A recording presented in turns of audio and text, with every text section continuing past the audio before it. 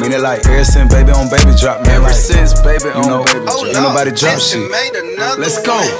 Ha. I needed some shit with some bop in it. Let's go. I flew past the whip with that blunt in my mouth, watched it swerving. That whip had a cop in it. My bitch got good pussy, fly her across the country. I finished the show and I hop in it.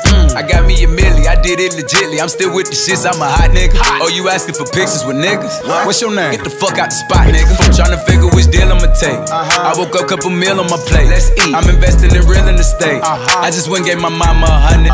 Probably won't hear me open my mouth, unless you hear me talking about finding some money. Let's go. As soon as I found that, I flipped that. I'm a little bit different, they get it. No, I'm stiff on the bitch and she dig.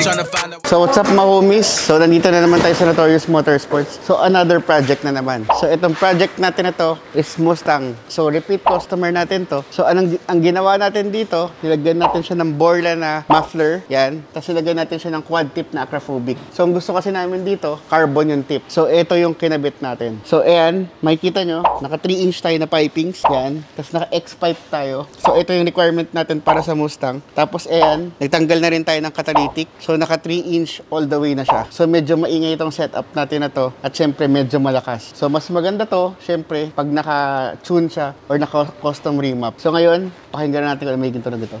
So what's up mga homies? So ito na yung ginawa natin sa 5.0 na Mustang. So ito, mga specialty natin dito sa Notorious Motorsports.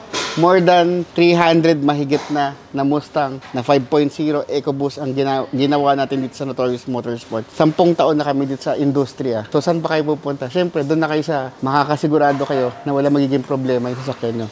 So ito yung kinabit natin, 4-inch na K&N filter. Tapos naka full exhaust na rin siya. So mamaya, i-remap natin siya or i-dyno natin siya mamaya. So pakinggan natin kung ano magiging tunog niya.